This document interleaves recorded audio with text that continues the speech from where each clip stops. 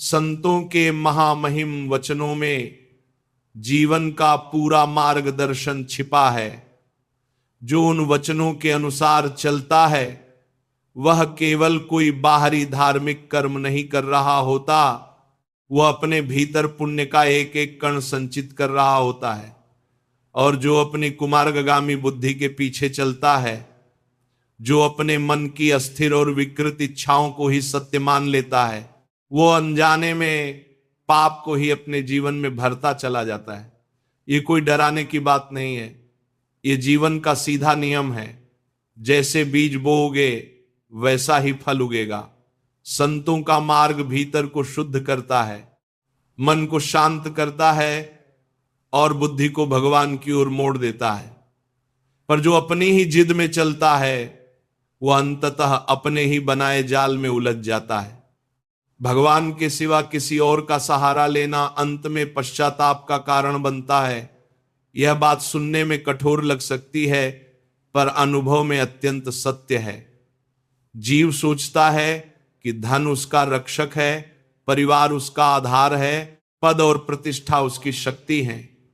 पर समय जब करवट लेता है तब वही धन साथ नहीं जाता, वही परिवार असहाय खड़ा रह जाता है, वही प्रतिष्ठा धूल में मिल जाती है। तब भीतर से एक हुक उठती है कि मैंने वास्तविक सहारे को छोड़कर अस्थाई वस्तुओं को पकड़ लिया। भगवान का आश्रय अपार सुख देता है, पर उस सुख को शब्दों में बांधना कठिन है। जैसे कोई अंधेरे में वर्षों भटकता रहे और अचानक सूर्य की किरण उसे छू ले, वैसे ही भगवान के आश्रय में जीवन नरक समान स्थिति से परम मंगलमय बन जाता है। वही परिस्थितियां, वही शरीर, वही संसार, पर दृष्टि बदल जाती है। जहां पहले क्लेश था वहां कृपा दिखाई देने लगती है। संसार के मनुष्यों से जो प्रेम किया जाता है वह अगला जन्म बुलाने का निमंत्रण बन जाता है। प्रेम का बंधन बड़ा सूक्ष्म होता है, जिससे हृदय बंधता है उसी ओर चित्त खींचता है, और जहां चित्त खींचता है वहीं जन्म का सूत्र जुड़ जाता। यदि प्रेम भगवान से हो तो जन्म का चक्र समाप्त हो सकता है। यदि प्रेम संसार से हो तो चक्र चलता ही रहेगा। यह चुनाव जीव को स्वयं करना है। उसे सोचना है कि वह फिर आना चाहता है या परम धाम की शांति चाहता है। जिस शरीर में जितनी आसक्ति होगी अगला जन्म उसी आसक्ति के अनुसार मिलेगा। भरत जी की कथा स्मरण आती है कि हिरण में चित्त लग गया तो हिरण का जन्म लेना पड़ा। पुरंजन ने स्त्री में आसक्ति की तो अगले जन्म में स्त्री बनना पड़ा। यह कोई दंड नहीं, यह चित्त की दिशा का स्वाभाविक परिणाम है। जो मकान से अत्यधिक प्रेम करता है वह उसी मकान में छिपकली बनकर रहने की संभावना बांध लेता है।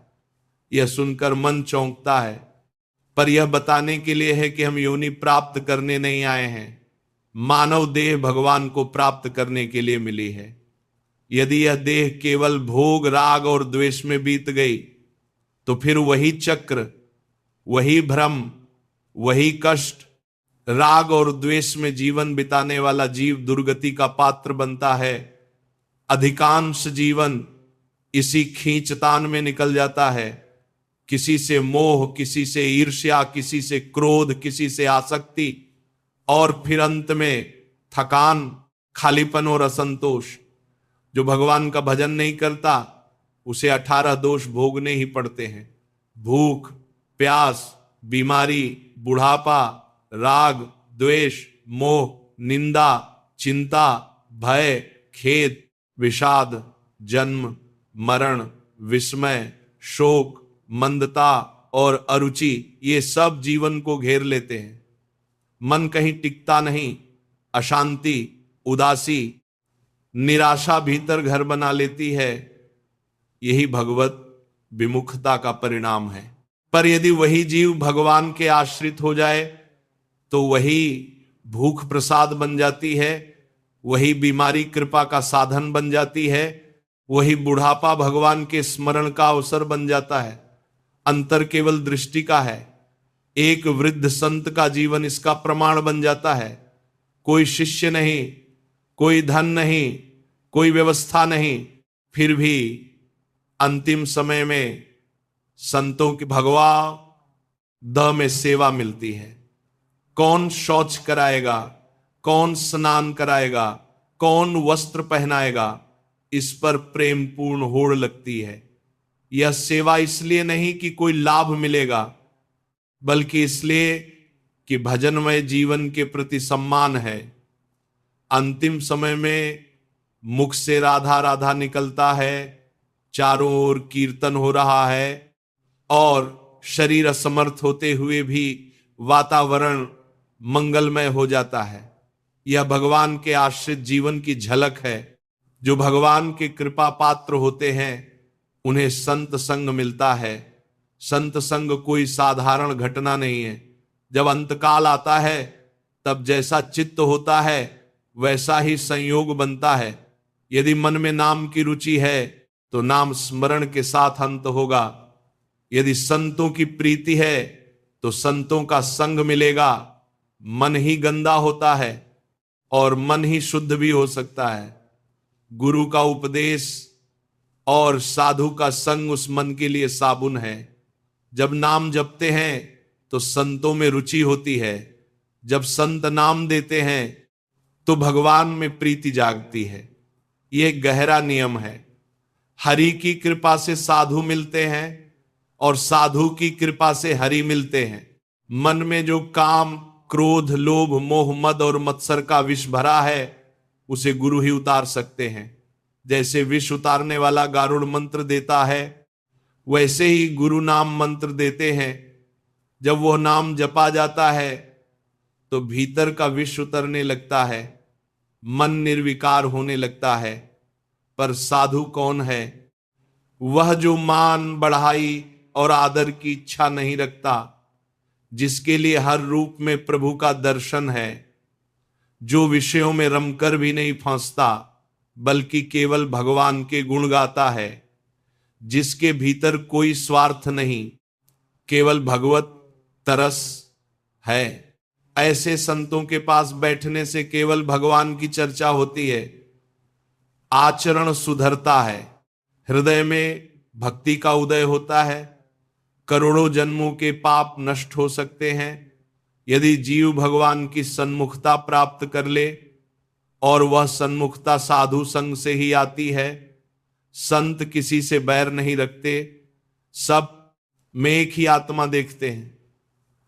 जब घट घट में आत्मराम का दर्शन हो जाता है तब दुख देने का प्रश्न ही नहीं रहता। यही साधु का कार्य है, सबको संतोष देना, सब में परमात्मा का अनुभव करना। गुरु द्वारा दिया गया एक अक्षर ही पर्याप्त है, उसी को पकड़ लेना है। जितना जपोगे उतना लाभ होगा। जब हर श्वास में नाम चले और मन में नामी की मूर्ति बस जाए तब समझना कि नाम रंग ला रहा है। नाम में लगन लगा लेने से सब सिद्धि स्वतः आती है। भगवान ने गीता में अनेक यज्ञों का वर्णन किया, पर अंत में कहा कि ज्ञान यज्ञ श्रेष्ठ है, क्योंकि ज्ञान से अहंकार का नाश होता है। द्रव्य यज्ञ में कहीं ना कहीं मैंने किया का भाव रह जाता है, और जब मैं रह गया तो बंधन भी रह गया। अंतःकरण के 3 दोष, मल, विक्षेप और आवरण, भगवान की प्राप्ति में बाधा है। संचित पाप मन को भजन से हटाते हैं, भोगों का स्मरण चित्त को चंचल करता है और अहंकार ज्ञान को ढक देता है। जब कर्म भगवान को अर्पित होने लगते हैं तब मल भस्म होता है, विक्षेप शांत होता है और आवरण हटता है। तब सामने सच्चिदानंद का अनुभव संभव होता है। इन दोषों को हटाने के लिए गुरु का आश्रय आवश्यक है, पर गुरु की प्राप्ति भी कृपा से होती है। भगवान से प्रार्थना करनी चाहिए कि ऐसा संत मिले जो तत्वदर्शी हो, जो शास्त्र में पारंगत हो और स्वयं ब्रह्मनिष्ठ हो। उसके पास कोरे कागज की तरह जाना चाहिए। अहंकार छोड़कर साष्टांग दंडवत करके सेवा भाव से, श्रद्धा के बिना ज्ञान नहीं मिलता। जब सेवा और आज्ञा पालन होता है तब प्रश्न भी नहीं पूछना पड़ता, उत्तर हृदय में स्वयं प्रकट होने लगते हैं। सच्चा सेवक वही है जो गुरु की आज्ञा को अपने जीवन का नियम बना ले, क्योंकि संतों को अपना शरीर प्रिय नहीं, सिद्धांत प्रिय होता है। जो सिद्धांत की रक्षा करता है वही वास्तव में उनकी कृपा का अधिकारी बनता है। जब जीवन में इस मत जागती है कि केवल बाहरी कर्मों से अंतिम कल्याण नहीं होगा, तब भीतर एक गंभीर प्रश्न उठता है कि अब मार्ग क्या है। तब स्मरण आता है कि भगवान ने स्पष्ट कहा है कि सभी कर्म अंततः ज्ञान में ही समाप्त होते हैं। ज्ञान का अर्थ केवल शास्त्र पढ़ लेना नहीं है, बल्कि यह जान लेना है कि मैं कौन हूं, किसके लिए आया हूं और किससे बंधा हुआ हूं। जब तक यह स्पष्ट नहीं होता कि मैं शरीर नहीं भगवान का अंश हूं, तब तक जीवन का संघर्ष चलता ही रहेगा। शरीर के साथ अपनी पहचान जोड़ ली तो शरीर के सुख दुख ही अपना सत्य लगेंगे। शरीर वृद्ध होगा तो हम टूटेंगे, शरीर बीमार होगा तो हम निराश होंगे, शरीर की प्रशंसा होगी तो हम फूलेंगे, निंदा होगी तो हम मुरझाएंगे। यही आवरण है, यही अज्ञान है। ज्ञान यज्ञ का वास्तविक अर्थ है इस अज्ञान को जला देना।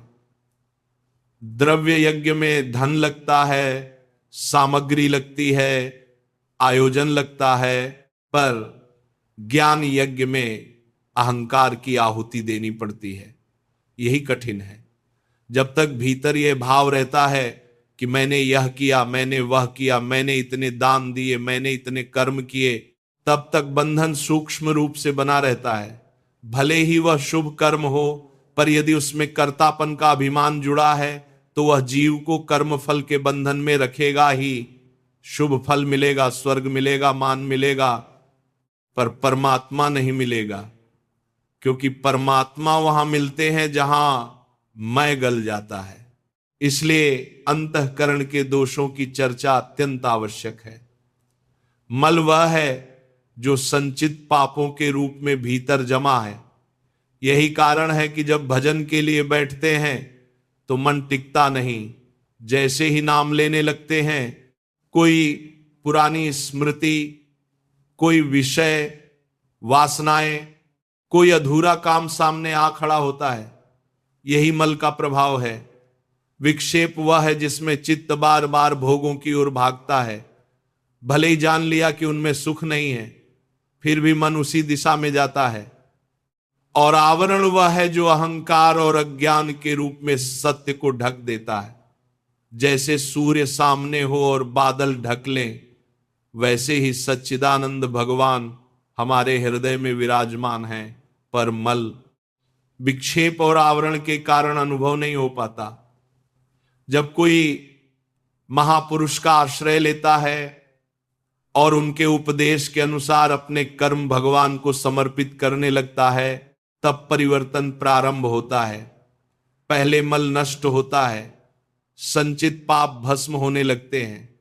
फिर विवेक जागता है कि जिन भोगों को सुख समझकर दौड़ता था उनमें स्थायी आनंद नहीं है। चित्त धीरे धीरे वापस लौटता है, विक्षेप कम होता है, फिर अहंकार भी चरणों में अर्पित होने लगता है। जब मैं की पकड़ ढीली होती है तब आवरण हटने लगता है, और जैसे ही ये तीनों हटते हैं उसी क्षण सामने वही सत्य प्रकट होता है जो सदा से था। कोई नया भगवान बाहर से नहीं आता, भीतर ही प्रकाश होता है। पर यह सब अपने प्रयास मात्र से नहीं होता। इसके लिए संत संग चाहिए, गुरु का संग चाहिए, और यह संग भी किसी सामान्य इच्छा से नहीं मिलता। जब भीतर सच्ची मुमुक्षुता उठती है, जब जीव वास्तव में मुक्त होना चाहता है, तब भगवान उसकी प्रार्थना सुनते हैं। पहले हृदय में यह आकांक्षा जगती है कि कोई तत्वदर्शी मिले, कोई ऐसा जो केवल वाणी से नहीं अनुभव से बोलता हो। तत्वदर्शी वही है जो सब में एक ही परमात्मा का दर्शन करता है। जैसे आकाश सबको धारण करता है और स्वयं किसी से अलग नहीं होता, वैसे ही उसका दृष्टिकोण व्यापक होता है। उसके लिए छोटा बड़ा, अपना पराया, ऊंच नीच की सीमाएं गल जाती हैं। जब ऐसे महापुरुष के पास जाया जाए तो पहला कदम प्रणिपात है। साष्टांग दंडवत केवल शरीर का झुकना नहीं है, वो अपने अहंकार का झुकना है। यह स्वीकार करना है कि मैं नहीं जानता, आप जानते हैं। यदि पहले से ही मन में भरा हुआ है कि मुझे सब समझ है, तो ज्ञान कहां उतरेगा? कोरे कागज की तरह जान होगा। जितना भरा रहेगा उतना ही नया लिखना कठिन होगा। श्रद्धा के बिना ज्ञान प्राप्त नहीं होता। श्रद्धा वह पुल है जिससे ज्ञान हृदय में प्रवेश करता है। प्रणिपात के बाद सेवा आती है। सेवा का अर्थ केवल बाहरी काम नहीं है। सेवा का वास्तविक अर्थ है आज्ञा का पालन।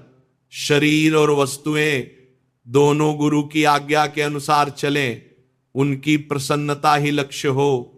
जब मन इस प्रकार समर्पित होता है तब प्रश्न अपने आप हल होने लगते हैं। कई बार बिना पूछे ही उत्तर भीतर प्रकट हो जाता है, क्योंकि सेवा से हृदय शुद्ध होता है और शुद्ध हृदय में ज्ञान स्वतः चमकता है। सच्चे संत को अपना शरीर प्रिय नहीं होता, सिद्धांत प्रिय होता है। यदि कोई उनकी बाहरी सेवा करे पर उनके सिद्धांत की अवहेलना करे तो वह वास्तविक कृपा का अधिकारी नहीं बनता।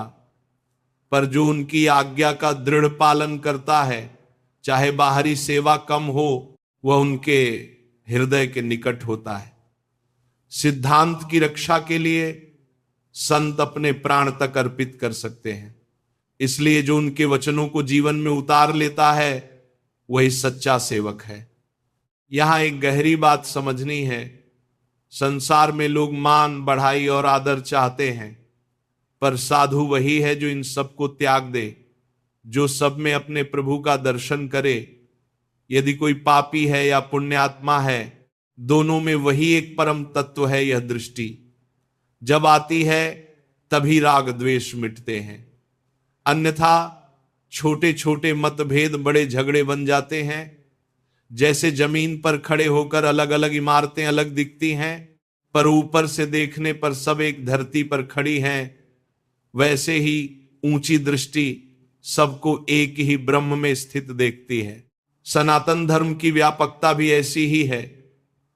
वह किसी सीमित समूह का नाम नहीं, वह आकाश की तरह सबको धारण करता है, वायु की तरह सबको जीवन देता है, जल की तरह सबको तृप्त करता है, अग्नि की तरह भीतर और बाहर दोनों में विद्यमान है।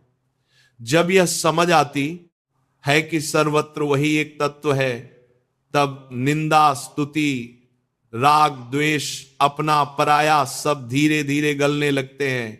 यही ज्ञान तत्व दर्शन है। इस मार्ग में सबसे पहले भगवान से प्रार्थना करनी चाहिए कि ऐसे संत का सानिध्य मिले जो स्वयं भगवान में रमण करता हो, क्योंकि पहचानना सरल नहीं है। बाहरी रूप देखकर निर्णय नहीं हो सकता। हृदय को भगवान जानते हैं और संत को भी वही जानते हैं। जब उनकी कृपा होती है तब संत मिलते हैं, और जब संत मिलते हैं तब उनके सामने नम्र होकर बैठना चाहिए, सेवा करनी चाहिए, जिज्ञासा करनी चाहिए। पर जिज्ञासा भी तर्क वितर्क के लिए नहीं, समझने के लिए। श्रद्धा के बिना ज्ञान नहीं, अहंकार के साथ समर्पण नहीं, और समर्पण के बिना कृपा नहीं। जीवन के इतने वर्ष निकल जाते हैं, पर कई बार यह निर्णय ही नहीं हो पाता कि मार्ग कौन सा है। यह भी कृपा है कि किसी का चित्त स्थिर हो जाए कि मुझे भगवान का मार्ग ही चुनना है। जब यह निश्चय हो जाता है तभी यात्रा आरंभ होती है। सच्चा गुरु वही है जिसने स्वयं शास्त्रों का श्रवण किया हो और उस तत्व में स्थित हो गया हो। केवल पढ़ा हुआ नहीं, जिया हुआ ज्ञान हो। ऐसे महापुरुष के पास जाकर यदि समर्पण भाव से रहा जाए तो संसार से निवारण संभव है। तब जीवन का केंद्र बदल जाता है। अब लक्ष्य भोग नहीं, भगवान होता है। अब कर्म अपने लिए नहीं, अर्पण के लिए होते हैं। और धीरे धीरे वही जीवन जो पहले बंधन था, मुक्ति का साधन बन जाता है। जब समर्पण की बात आती है तो उसका अर्थ केवल एक बार झुक जाना नहीं है, बल्कि अपने समस्त जीवन को दिशा देना है। प्रणिपात का अर्थ है कि अब मेरा चलना भी आपकी आज्ञा से होगा, मेरा रुकना भी आपकी आज्ञा से होगा, मेरी वाणी, मेरा विचार, मेरा कर्म सब आपके संकेत से संचालित होंगे। जब यह भाव जागता है कि मेरा शरीर भी मेरा नहीं है, यह भी भगवान की देन है और गुरु के चरणों में अर्पित है, तब भीतर एक अद्भुत हल्कापन आता है। जो भार इतने वर्षों से उठाए थे, निर्णयों का, सफलताओं का, असफलताओं का, वह धीरे धीरे उतरने लगता है। सेवा का वास्तविक स्वरूप भी यही प्रकट होता है। केवल बाहरी सेवा में लगे रहना और भीतर अपनी ही इच्छा चलाना यह अधूरा है। यदि किसी ने शरीर से सेवा की पर सिद्धांत की अवहेलना की तो वह सेवा नहीं, केवल प्रदर्शन रह जाएगा। पर जिसने गुरु के वचन को अपने जीवन का नियम बना लिया, जिसने उनके संकेत को समझकर स्वयं को ढाल लिया, वह भले ही दिखाई कम दे पर भीतर से सबसे निकट होता है। संतों को अपना शरीर प्रिय नहीं होता, सिद्धांत प्रिय होता है। वे सिद्धांत की रक्षा के लिए सब कुछ छोड़ सकते हैं। इसलिए जो उनके वचनों की रक्षा करता है वही वास्तव में उनकी कृपा का अधिकारी बनता है। श्रद्धा का महत्व यहां और स्पष्ट होता है। बिना श्रद्धा के ज्ञान शब्दों तक सीमित रह जाता है। श्रद्धा वह भूमि है जिसमें ज्ञान का बीज अंकुरित होता है। यदि भूमि पत्थरीली है तो बीज गिरकर सूख जाएगा। यदि भूमि नम्र और कोमल है तो बीज फूटेगा, वृक्ष बनेगा, फल देगा। इसलिए कोरे कागज की तरह जाना आवश्यक है। जीवन भर की धारणाएं, तर्क, अहंकार सब थोड़ी देर के लिए किनारे रख देने होंगे। जब तक मन में यह भाव रहेगा कि मैं भी जानता हूं, तब तक सुनना पूर्ण नहीं होगा। जीवन के अनेक वर्ष निकल जाते हैं और मनुष्य चौराहे पर ही खड़ा रह जाता है। निर्णय नहीं कर पाता कि किस दिशा में चले। ज्ञान मार्ग, ध्यान मार्ग, योग मार्ग, भजन मार्ग सबके नाम सुनता है, पर भीतर निश्चय नहीं होता। यह भी एक प्रकार का विक्षेप है। पर जब किसी महापुरुष का आश्रय मिलता है और वे दिशा स्पष्ट करते हैं, तब भटकाव समाप्त होने लगता है। जो श्रोत्रिय है, जिसने शास्त्रों का गंभीर अध्ययन किया है और जो ब्रह्मनिष्ठ है, जो उस तत्व में स्थित है, वही मार्गदर्शन कर सकता है।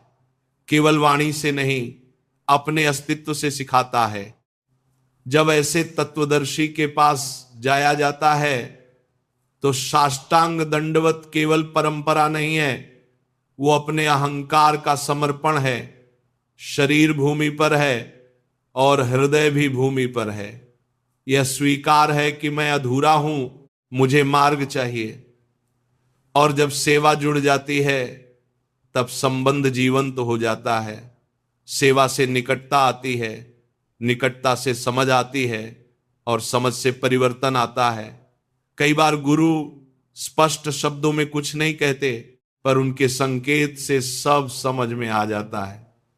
जो सजग है, जो समर्पित है, वह बिना कहे ही समझ लेता है कि अब क्या करना है।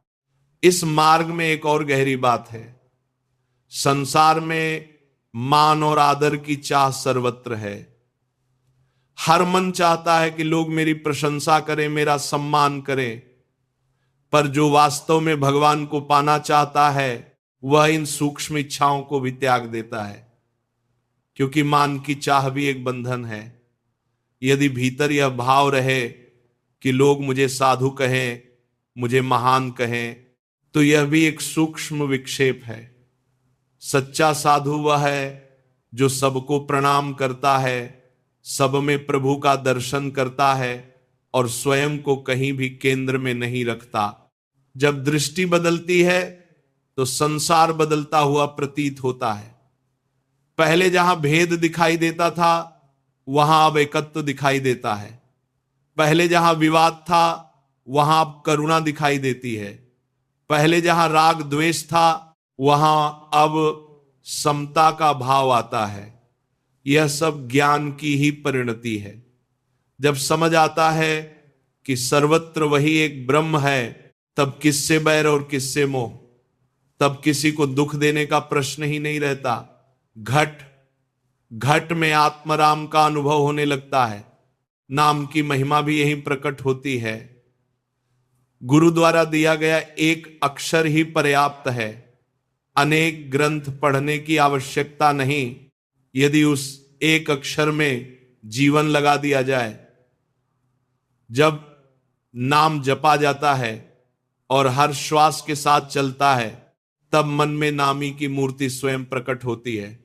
धीरे धीरे ऐसा होता है कि बिना नाम के श्वास भी अधूरा लगे। तब समझना कि नाम रंग ला रहा है। तब बाहरी परिस्थितियां चाहे जैसी हों, भीतर एक निरंतर धारा बहती रहती है। ज्ञान यज्ञ का श्रेष्ठत्व इसी कारण बताया गया है कि वह अहंकार को जला देता है। द्रव्य यज्ञ में सामग्री की आहुति है, पर ज्ञान यज्ञ में कर्तापन की आहुति है। जब यह भाव समाप्त हो जाता है कि मैं करता हूं, तब कर्म भी बंधन नहीं बनता, सब भगवान को अर्पित हो जाता है। तब जीवन कर्म करता हुआ भी अकर्म हो जाता है। यही वह स्थिति है जहां मल, विक्षेप और आवरण हट जाते हैं।